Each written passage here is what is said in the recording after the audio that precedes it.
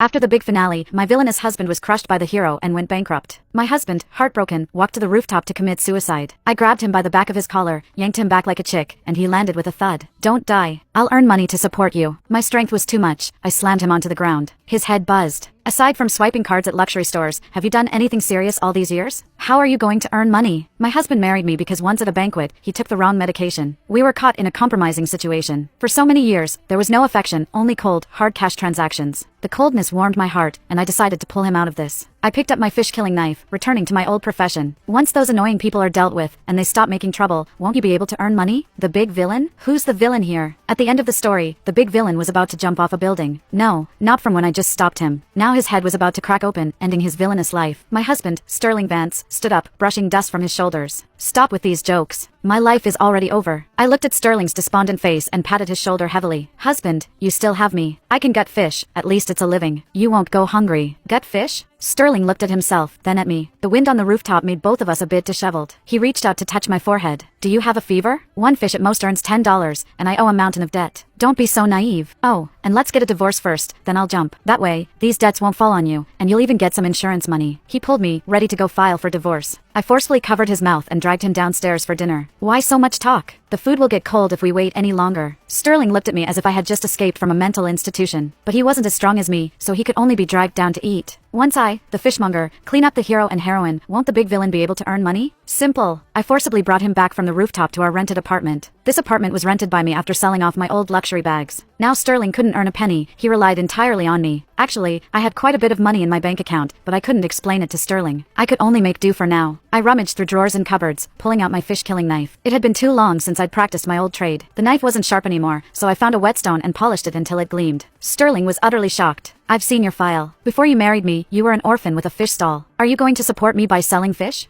We'd been married for so many years, yet we were strangers to this extent. Sterling was looking at my superficial resume. An orphan from a welfare home became a fish stall owner. This was the best way to hide my identity. No family, no attachments, just cold-blooded fish gutting. The light in Sterling's eyes dimmed again. Take a break. The last time you made fish soup, you couldn't even fillet the fish properly. You can't sell fish like that. No one will buy it. I earnestly held up the fish-killing knife and explained to him. No, I don't earn money by selling fish. I earn money by gutting fish. A fish's third spinal vertebra is the most fragile, and so is a person's. I'm an orphan, and that's what I learned since childhood. Master Lin, with 10 years of experience, has an excellent reputation. With a swift stroke of the knife, clean and precise, never a botched job. All right, tell me, which fish first? Sterling showed a strange expression. Do you have to choose a fish? If he wouldn't choose, I would. I raised the fish-killing knife and brought it down heavily on the cutting board. Then let's start with Andrew Chin. The hero, Andrew Chin, was like a direct contrast to Sterling. Now Sterling was so down and out, while Andrew was on his way to becoming a billionaire. He was the main driver of Sterling's bankruptcy, and he hadn't stopped his suppression and humiliation even after Sterling went broke. That's why Sterling couldn't find any decent job, and could only go to construction sites every day to move bricks. Sterling's eyes widened, full of disbelief. What did you say? What are you going to kill? I paused. Sterling's heart couldn't take any more shock. I smiled at him. Just kidding. Tomorrow, I'll go back to my fish stall and start gutting fish again. We'll spend the money we earn. Sterling buried his head, utterly despondent and lost. Don't comfort me. How many fish can you gut in a day? I'm still burdened with endless debts. I'll only drag you down. Let's get a divorce. You can find someone else to buy you bags, all right? Sterling wasn't wrong. After marrying him, I spent most of my time at luxury counters. I used to be too busy. After retirement, I started my revenge spending. But the person in front of me was too dejected. I felt a pang of pity. Sterling was clearly a golden boy, a man who commanded the commercial empire. Now he was being suppressed to a dead end. What Sterling didn't know was that we both lived in a book. After marrying Sterling, I used his card to buy too many bags at once, and accidentally hit my head while moving them. I awakened. It turned out Sterling was the big villain in this book, and I, the fishmonger, was a nobody, a mere extra. No matter how much Sterling struggled, he was destined for failure. He couldn't win. The more he fought, the more he'd be pushed back. This was the villain's fate. I hugged Sterling tightly. Losing isn't your fault. I'll help you flip this table. Sterling's eyes widened.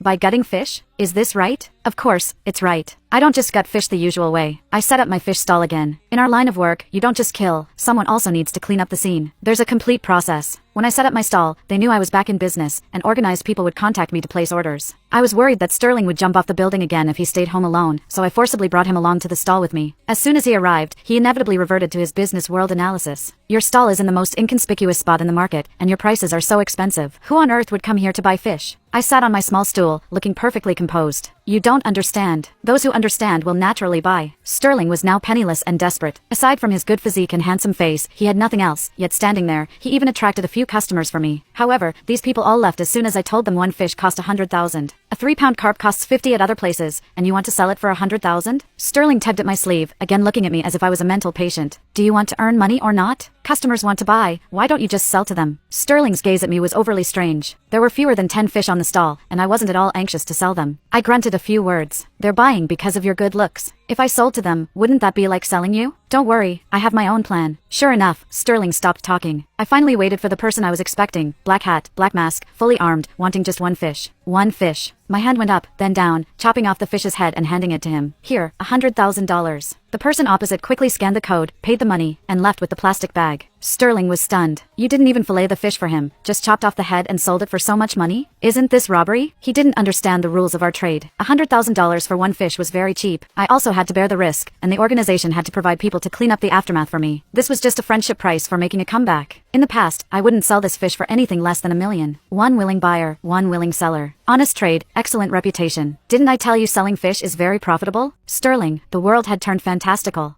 Sterling stared at the payment notification on my phone for a full minute. Then he slowly reached out and pinched my cheek. Ow. So. I'm not hallucinating. No. He looked at the lonely fish stall, then at the single headless carp that had just earned more than his entire week's wages carrying bricks. What kind of fish business is this? The high-end kind. He rubbed his temples. I feel like you're lying to me. I am. But I'm also telling the truth. Sterling gave up trying to understand. Just then, another customer appeared. Unlike the last one, this man wore an expensive suit and sunglasses. He walked straight to the stall, ignored every fish, and quietly placed a black business card on the chopping block. I'd like 2 fish. I glanced at the card. A silver shark logo. Old clients. Urgent? Within 3 days. Double price. No problem. Sterling watched as another $200,000 arrived before I'd even touched a fish. His expression slowly became blank. I'm starting to think I should have paid more attention to my wife's career before marrying her. I pocketed the card. Communication is important in marriage. You think? Just then his phone rang. He frowned. No one has called me in weeks. He answered. Hello? The person on the other end sneered. Sterling Vance, heard you're selling fish now. Andrew Chin. Even through the speaker, I recognized the hero's smug voice. What happened? The mighty CEO reduced to a fish vendor? If you're desperate enough, kneel in front of me. I might give you a janitor position. Sterling's knuckles turned white. He said nothing. Andrew laughed. Oh, right. Bring your wife too. Doesn't she love spending money? Maybe she can clean the company bathrooms. Click. The call ended. Silence settled over the stall. I slowly picked up my knife. The blade reflected sunlight. Interesting. Sterling immediately grabbed my wrist. He's provoking me on purpose. Don't do anything stupid. I smiled sweetly. Didn't I tell you? I don't kill fish casually anymore. His shoulders relaxed. Good. I make appointments. And Andrew just booked himself for the deluxe package. Sterling nearly choked. Can you stop saying terrifying things with that smile? Before I could answer, another familiar face walked into the market. A woman in a white dress, designer handbag on her arm, surrounded by assistants. The heroine. Lillian Moore. She stopped in front of our stall, covering her nose in disgust. So this is where you've fallen. Her eyes swept over Sterling. There wasn't an ounce of pity. Only satisfaction. I warned you not to oppose Andrew. She tossed a stack of cash onto the chopping board. Here. Buy yourself something decent to eat. It wasn't charity. It was humiliation. Sterling's jaw tightened. He reached for the money. Not to accept it. To throw it back. But I was faster. I picked up the bills. Smiled brightly. Thank you. Lillian froze. You accepted it? Of course. I carefully counted every bill. Business has been good today. Then I took one slimy fish from the ice. Without warning. Slap. The fish landed squarely across Lillian's expensive handbag. Scales and icy water splattered over her white dress. She screamed. My bag. Oh dear. I looked apologetic. My hand slipped. Around us, the fishmongers burst into laughter. Someone even clapped. Lillian's face turned green with rage. You. I stuffed her money into my apron. Thanks for compensating me for the fish. What fish? The one that just hit your bag. My pricing is very transparent. She looked ready to explode. Her assistants hurriedly pulled her away before she completely lost her composure in the crowded market. As she left, she glared back at me. This isn't over. I waved cheerfully. Please make an appointment next time. When they disappeared, Sterling turned to me. Did you just deliberately provoke the heroine? No. You absolutely did. I was advertising. He stared. What? I rested my chin on my hand. The bigger the fish. I watched Lillian's retreating figure with a calm smile. The higher the price. Across the street, hidden behind the tinted windows of a black sedan, someone quietly lowered a pair of binoculars. A deep voice spoke into a phone. So it's true. Master Lin has returned. The voice on the other end laughed softly. Excellent. Tell everyone. The Queen of Fish Gutting is taking orders again. Within an hour, the news spread through every shadowy corner of the city. Meanwhile, Sterling was still standing beside the fish stall, trying to process a single unbelievable fact. His wife. The woman he thought spent her days shopping with his credit cards. Apparently had an underground reputation terrifying enough that even dangerous people spoke her name with respect. For the first time since his empire collapsed, he began to suspect that perhaps, just perhaps, the hero should be the one worrying now. By sunset, every fish in my stall was gone. Not because I'd sold them. Because every single one had become an order. I closed the cooler and stretched. Done for today. Sterling looked at the payment records on my phone again. 900,000. 1.2 million. Another 800,000. He looked up at me with an expression somewhere between admiration and existential crisis. People really pay this much for fish? They're paying for the service. What service? I smiled. After sales support. He wisely decided not to ask. Just then, a black sedan rolled to a stop outside the market. Every vendor nearby instinctively fell silent. A middle-aged man in a gray suit stepped out, accompanied by 4 bodyguards. He walked straight to my stall. Then, he bowed. A full 90 degrees. Master Lin. Sterling's eyes nearly popped out of his head. The man respectfully placed a velvet box on the chopping board. Our chairman requests 1 fish. I've retired. We know. I don't take ordinary orders. We know. The price has gone up. We know. He opened the box. Inside was a black bank card. No limit. Sterling inhaled so sharply I thought he'd pass out. The man continued respectfully. Our chairman said that if money isn't enough, he's willing to owe you a favor. I finally looked interested. A favor? Anything within his power. Now that was worth more than money. I closed the box. Who's the fish? The man slid over a photograph. The moment I saw it, I frowned. Not because I knew him. Because I recognized the red stamp across the corner. Target protected by the story. I looked up slowly. Who else has accepted this order? The man shook his head. No one. They all refused. Why? They said. He hesitated. Whoever kills him dies first. Sterling quietly leaned over. What does that mean? I casually slipped the photo back into the envelope. It means fate is interfering. He blinked. Fate? I sighed. This city has rules. The police have rules. The underworld has rules. And above both. I tapped the red stamp. The story has rules. Sterling looked increasingly confused. I lowered my voice. Some people are destined to die. Some are destined to live. And some are wearing protagonist armor. His pupils contracted. He remembered. After I hit my head months ago, I'd constantly muttered strange phrases. Hero. Villain. Plot. Destiny. Back then he'd assumed I'd been concussed. Now. He wasn't so sure. You really believe we're living inside a story? I looked straight into his eyes. No. I know. Before he could respond, the suited man asked quietly. So, Master Lin, will you accept? I smiled. No. The man looked disappointed. I'll take a different order. He froze. What? I pointed to another photograph tucked underneath. Andrew Chin. I don't need anyone to hire me for this one. This fish. I gently tapped Andrew's face with my knife. Is personal. The suited man hesitated. Master Lin, there's one problem. What? Andrew Chin also has a protector. My smile widened. I know. The heroine. He shook his head. No. There is another. The person who has protected every protagonist for the last 20 years. He has never failed. The underworld calls him the author. The market suddenly felt colder. Even the noisy vendors seemed to quiet without realizing why. Sterling frowned. The author? The suited man nodded grimly. No one knows his real name. Whenever someone tries to change the fate of a protagonist, they disappear. Silence. I slowly sheathed my fish knife. A grin spread across my face. Perfect. The man blinked. Perfect? I was wondering who kept cleaning up my unfinished jobs. I picked up my apron and slung it over my shoulder.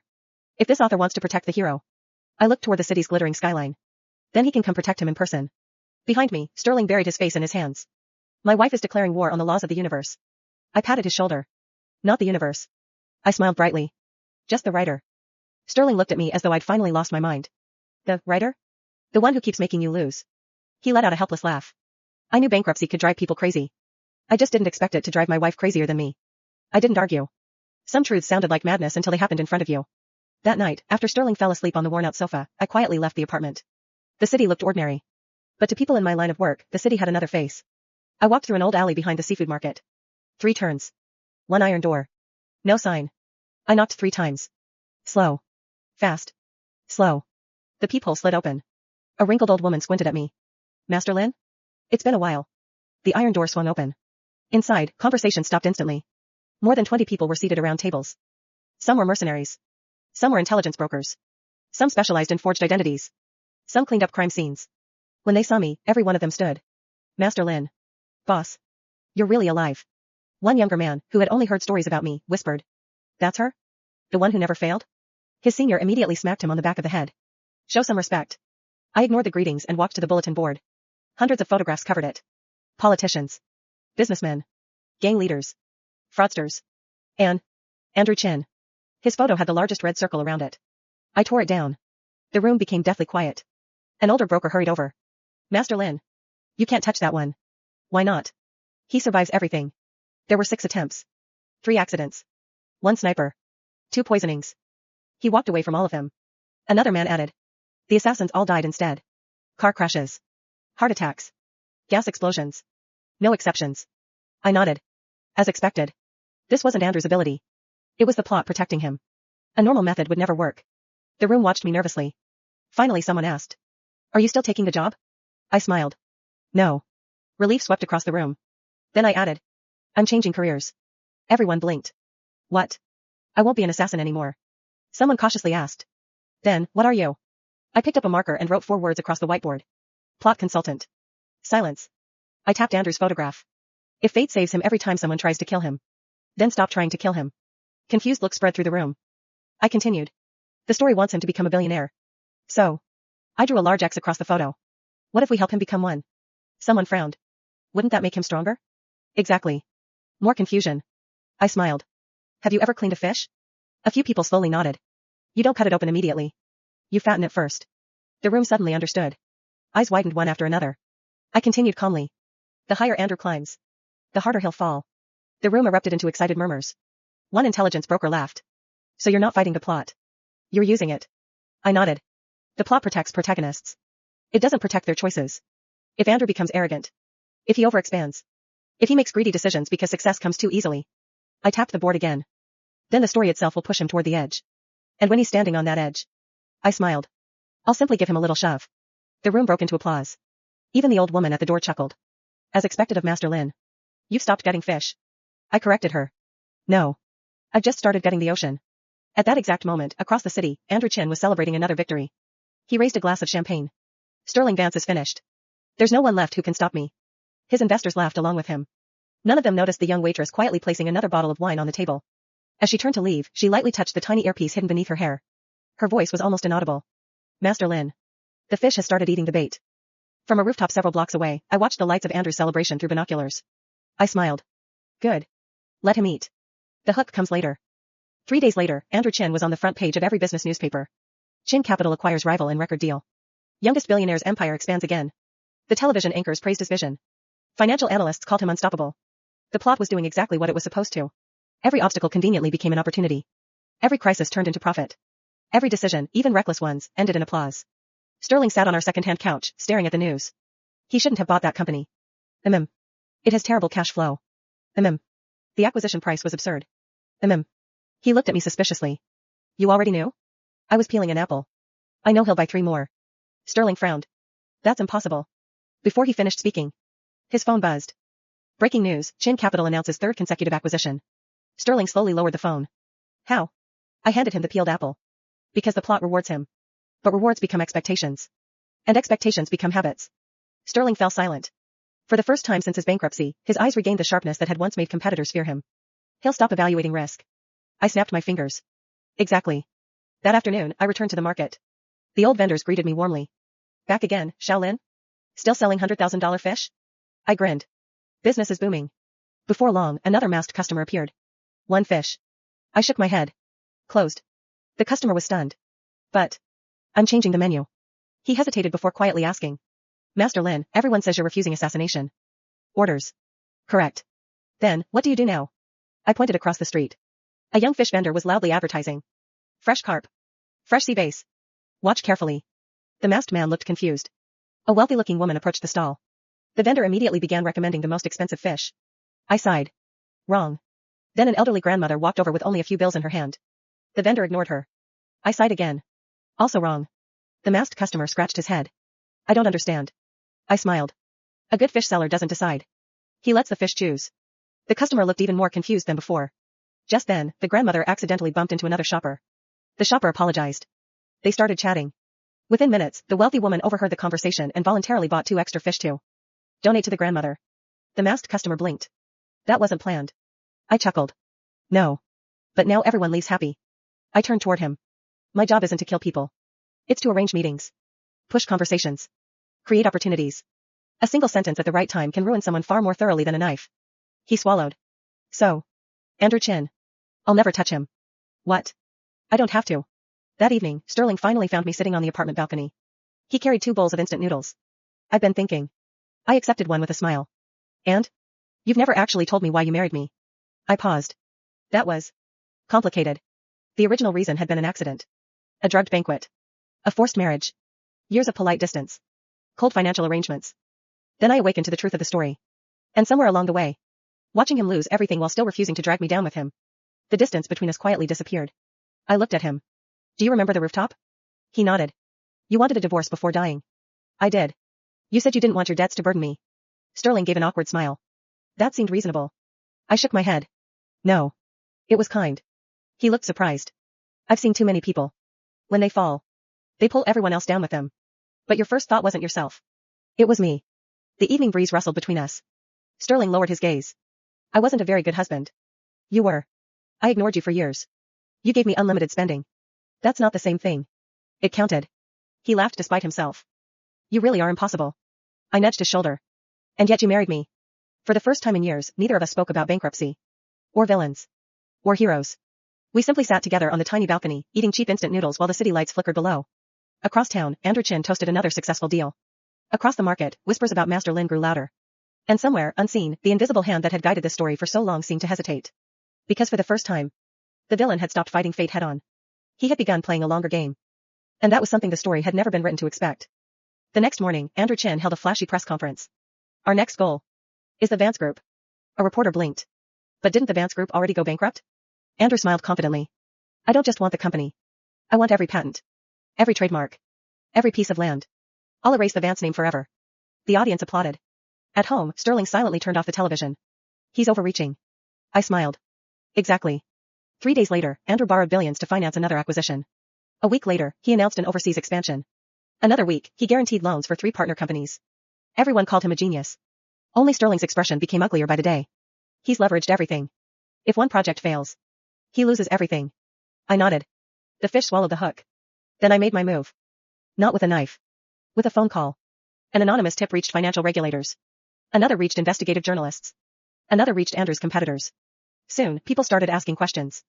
Where had all the acquisition money gone? Why were so many companies reporting profits but no cash flow?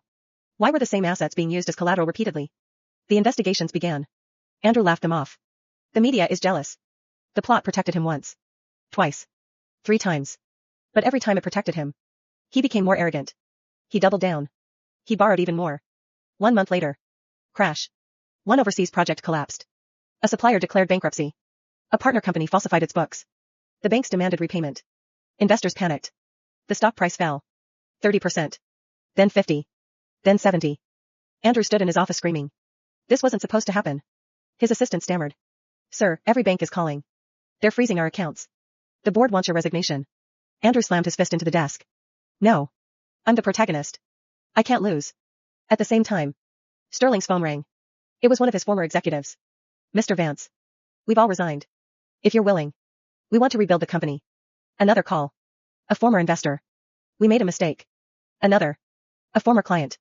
We'd like to sign with you again. Within an hour, Sterling's phone wouldn't stop ringing. He looked at me in disbelief. They're all coming back. I smiled. They never believed in Andrew. They believed in easy money.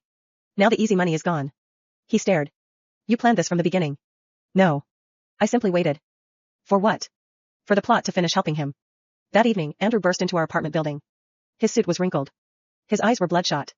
He pointed at Sterling. You've been behind this. Sterling calmly stood up. I've been unemployed. Andrew froze. Then he pointed at me. It was you.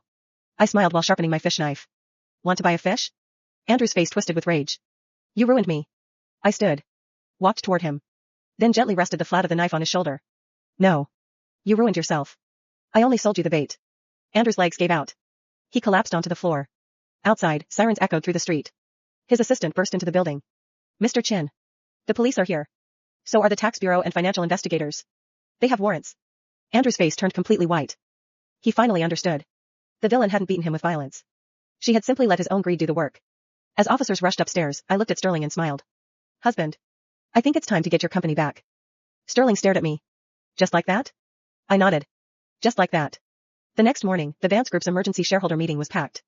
Only a month ago, these same shareholders had cursed Sterling as they forced him out. Now, every one of them stood when he entered. Mr. Vance. We were wrong. We hope you'll return.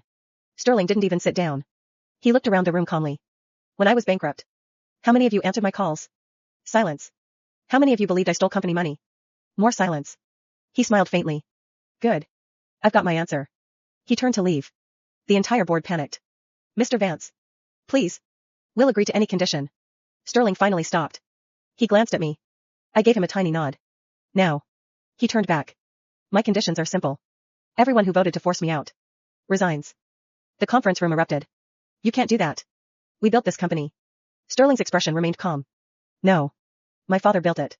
I expanded it. You nearly destroyed it. An hour later. Every resignation letter was signed. By evening. Sterling Vance was CEO once again. Meanwhile, Andrew Chin wasn't nearly as lucky. Every hidden problem exploded at once.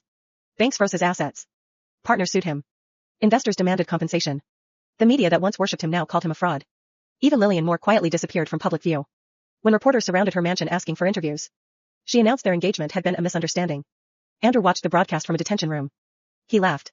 Then laughed harder. Until the laughter became sobbing. A week later. Sterling and I moved back into our old villa. The servants returned. The luxury cars returned. The designer bags returned. Sterling watched as I happily carried shopping bags through the front door. So. You really do like buying bags? I blinked innocently. I never lied. He laughed. For the first time in years. A genuine laugh. Then he suddenly asked. You're retiring now, right? I smiled. Of course. At that exact moment. My phone buzzed. A message from the underground network. Master Lin. A new protagonist has appeared. Reward, $50 million. I silently locked the screen. Sterling narrowed his eyes. Who was that? No one. Lin. No one important. He held out his hand. Phone. I obediently handed it over. He read the message. His eyebrow twitched. Then he calmly deleted it. No more fish. But. No. What if they offer 100 million? No. A billion? He smiled gently. Then took my fish knife from my apron. Walked to the display cabinet. And locked it inside. Click. The Vance family is rich again. My wife no longer needs to gut fish. I looked mournfully at my imprisoned knife. My retirement has become mandatory. Sterling slipped an arm around my waist. Good. I've already lost one company. I'm not losing my wife too. I sighed dramatically. Fine. But if another protagonist comes looking for trouble. Sterling kissed my forehead before I could finish. Then we'll bankrupt them legally. I thought about it. That does sound less tiring.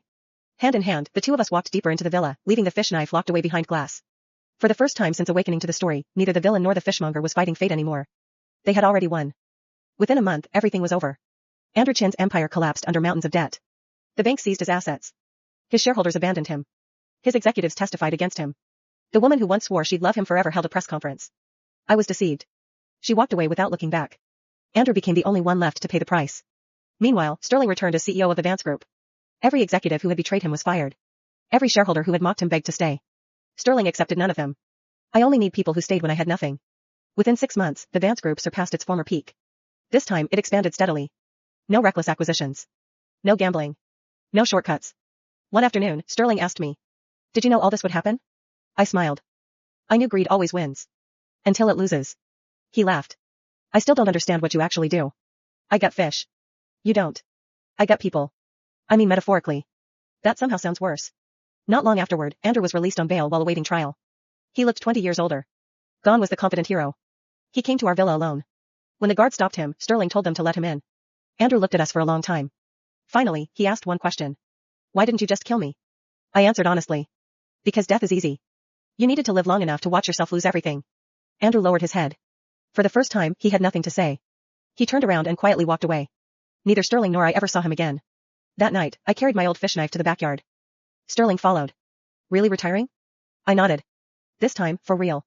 I dug a small hole beneath the biggest tree in the garden. Wrapped the knife in cloth. And buried it. Master Lin is dead. Sterling slipped his hand into mine. What about my wife? I smiled. She likes shopping. He sighed dramatically. My company just recovered. You've already started spending? I supported you when you were broke. You support me while you're rich. Fair. He handed me his black card. No limit. I immediately hugged him. See? This marriage has always been based on money. Sterling laughed so hard he nearly bent over. No. He pulled me into his arms. It started that way. He kissed my forehead. But somewhere along the way, it became love. I looked up at him. So, no divorce? Never. I smiled. Good. Otherwise I'd have to dig the knife back up. Sterling froze. Were you threatening me? I blinked innocently. I was joking. Right? I only smiled. He decided not to ask. Hand in hand, we walked back toward the brightly lit villa. Behind us, beneath the old tree, Master Lin's knife slept forever. Ahead of us waited a peaceful life. One billionaire husband. One terrifying fishmonger. And absolutely